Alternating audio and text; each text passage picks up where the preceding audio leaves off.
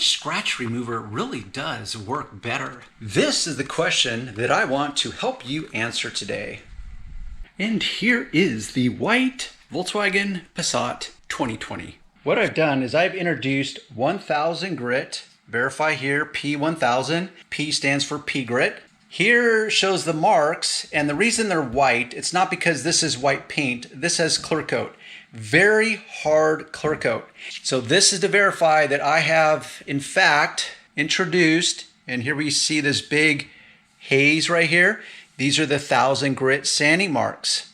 So I've applied the Scratch Doctor here, hence the white stuff. So this is our Scratch Doctor, and I'm going to rub.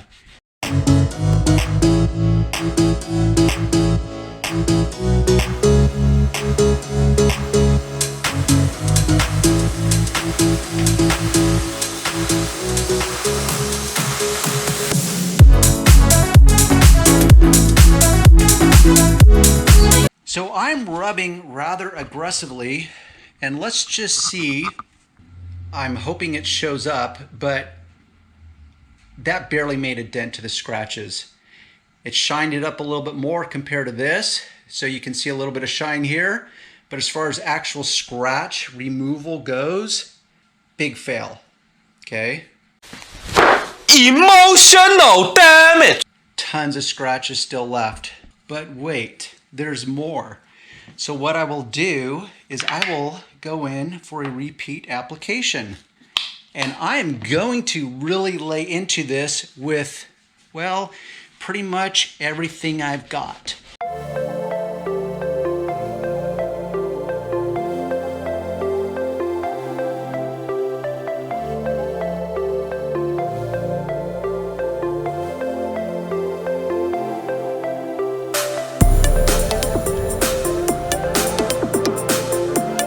So let me wipe this off. Let's come back in. Still some shine going on, but you can clearly see, yes, pun intended.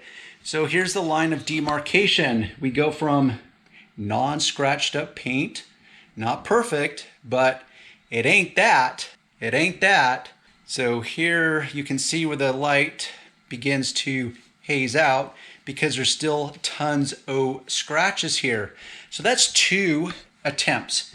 Very aggressive attempts. And I'm gonna leave the best for last, in my opinion, and I'm gonna show you why. So here we have Meguiar ScratchX. Every one of these products got at least a 4 out of 5 star rating, which is pretty darn good. So here I have my microfiber cloth. I'm going to pick a different section, apply some ScratchX, and yes, I did shake each one of these products prior to the video.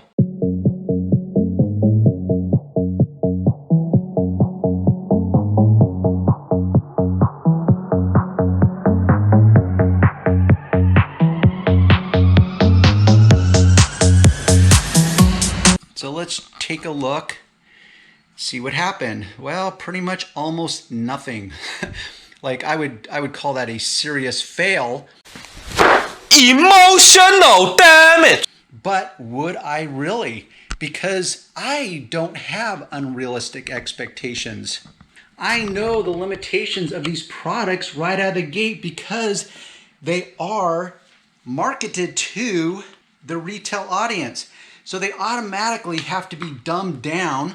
So here I am applying more ScratchX. Now, like I did over here, I'm going to sit here with a single finger. I'm going to finger this paint very aggressively with really pretty much as much pressure as my little digit can withstand without like pulling a ligament in my finger. And I guarantee you, if I did this in front of 99% of car owners that have... Okay, perhaps a little more improvement. So you tell me, this is the area that remains untouched. This is ScratchX. This is Scratch Doctor. Now, let's go in for Turtle Wax. Scratch and renew. So you can see me apply the Turtle Wax. And once again, I'm going to apply what I consider moderate pressure, going back and forth, 30 seconds. on 1000 to 1000, and I'll speed this up for you so you don't have to endure the 30 seconds. Okay, there's our 30 seconds, wipe, and just so you know, because you're not here in person and I'm not rubbing on your body part, so there's no way that you would be able to discern how much pressure Darren is actually using in this moment. So let's just check the results. Okay. Well, most people would call this a complete fail. Emotional damage. Did it produce a little bit of shine? Unfortunately, I don't have many skid marks going over here.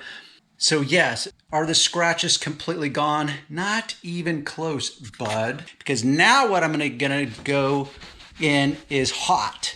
I'm gonna go in heavy-handed and show you. And I'm using one finger, once again, as much pressure as I can apply without like tearing a ligament in my finger. And we'll see if we can see some discernible differences. So you tell me. I'm gonna scan left, scan right. Most people would still consider this a fail.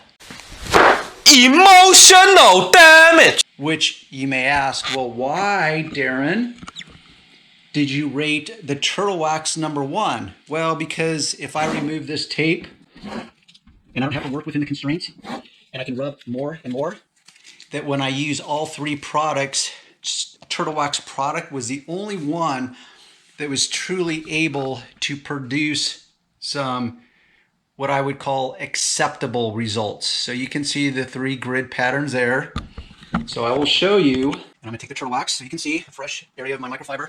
And what I'm gonna do is really lay into this to the point where I'm using not just my finger, but my whole fist. And I'm like literally, I'm hoping that showing that the panel of this hood is literally warping. Okay, but still, boy, I'm kind of out of breath. You think I never went to the gym. So this kind of illustrates a few points. One, I was still not able to remove the scratches, which, in case you have not asked, Darren, why did you default to 1000 grit sanding marks? That is because of one of the bold claims made by Turtle Wax. It says right at the top, light to heavy scratches up to 1000 grit. Now what they fail to tell you is that I promise you I could remove those if I had the right buffer with the right pad. Machine polisher, not by hand. In order to do this by hand, I would have to come in with a buffer. Got my rotary polisher, CSI blue pad.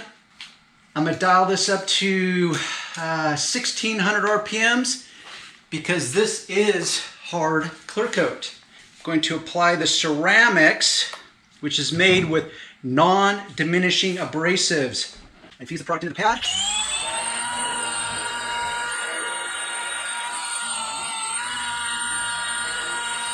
My microfiber out, and we will see.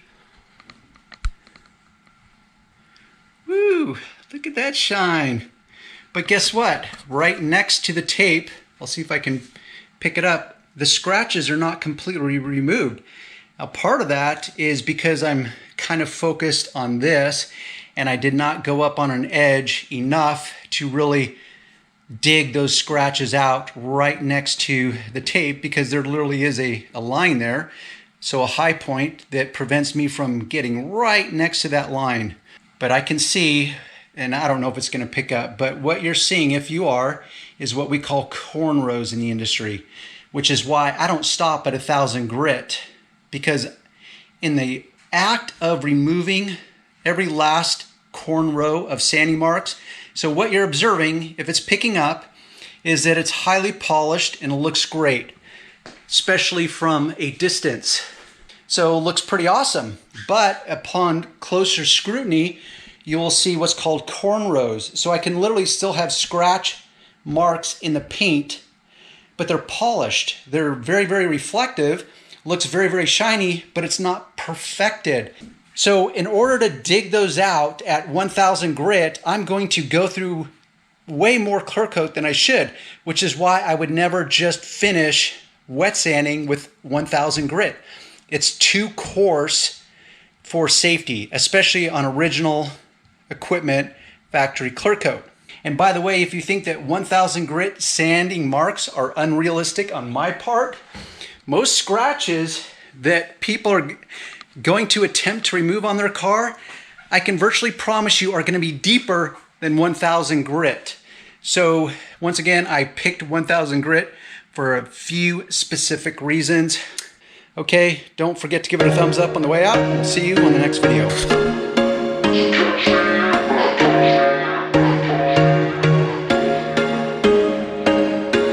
There was once a day that I would pray for you. I'd go and miss